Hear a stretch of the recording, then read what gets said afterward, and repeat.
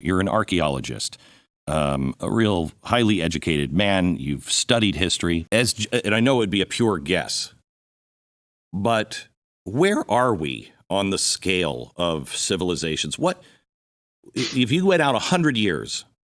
What do you see that you think we might find 100 years from now about this time period and about the next 10 or 20 years? Where are we headed? I think this ought to go down as a time of madness. Yes. This is a time in which we have become unmoored from much of the wisdom that we acquired during the last several hundred, if not several thousand years. We have lost the plot, or we haven't, but we are being encouraged to drift into a place of madness. We are told to dismiss everything that became culture building and common sense over 5,000 years. Throw it all out. To me, it's readily summarised by the fact that here in Britain, front-rank politicians, including the leader of the opposition party, Keir Starmer of the Labour Party, the leader of the Labour Party, a prime minister in waiting, if you like, can't or won't define what a woman is. Mm-hmm. When asked the question, what is a woman, he obfuscates and dodges the question. We have a Supreme Court justice that was asked the same question and was asked in an open hearing to confirm her spot on the Supreme Court. She couldn't define. She said, "I'm not a scientist." What the? Yeah, so that for me is shorthand for the fact that we have become unmoored from reality, sanity, and reason. Kenneth Clarke's a historian, an art critic, really, but he made a landmark television series in the 70s called Civilization, and there's a book that went with it, which I have on my shelf over there.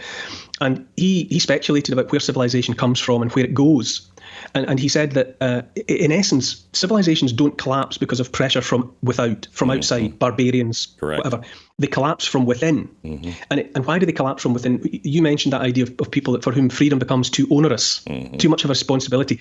There's another wonderful book by Eric Hoffer, True Believer, where he describes how popular mass movements evolve. And there's always an extent to which people are persuaded that the past is bad, the present's pretty lousy, and only the future is worth having. And that's always an easy argument to make because the future doesn't exist. And so nothing's gone wrong with it yet. So you sell people on the future and you make them distance themselves from the past.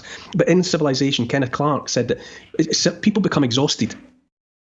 And they have, because it was many generations ago that the civilization was established, every succeeding generation takes it for granted a little bit more. Yes. Until eventually you get a generation of people who, too many of them think that order and the kind of life we have is just in the natural order of things. Yes. When, of course, you've only got to look out at the wider world to see what the natural order of things actually gives you. Yep. And it's chaos and it's mob rule and it's violence.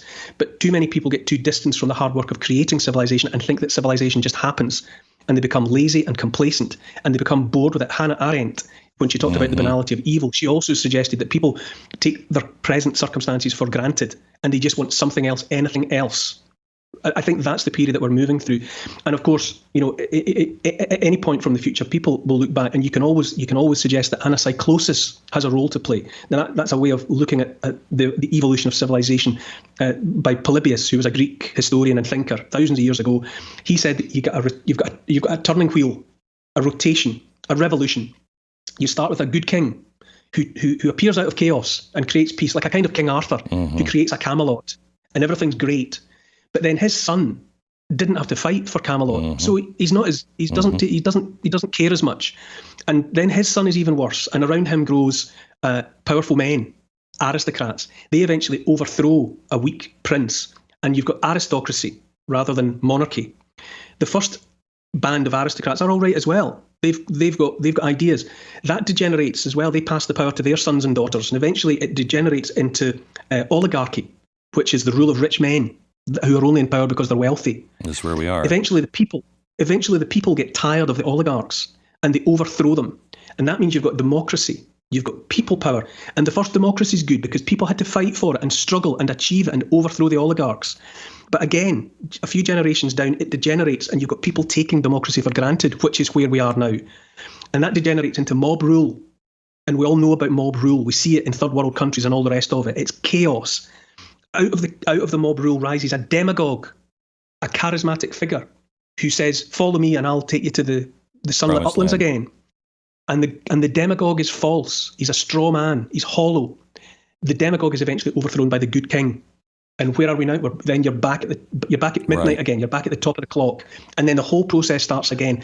In answer to your question, I think we're at that point now where people are taking it all for granted. It's the democracy that people have become bored with.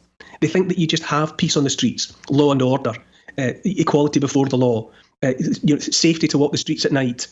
All of this magic. You turn up at a bus stop and a bus comes. You go to an ATM and you put your card in and money comes out. Right. People think that these things just happen. But we've now entered into the period where too large a proportion of the population are taking all of that for granted, and they think anything would be better than this. And the problem we've got is that there are people out there like the WEF, like the WHO, the World Health Organization, like all these transnational corporations, like BlackRock and Vanguard and State Street, who are more than happy to step in and offer people that something else. Oh, but yeah. what the people don't appreciate is that something else is going to end up being something they really don't like. Yeah. And tragically, I think for too many of them, it will only be when they've got it, when they're in that digital cage made of central bank digital currencies and digital IDs and social credit systems a la the Chinese Communist Party, that model, only when that cage door slams shut, click, will people see, how did this happen? Well,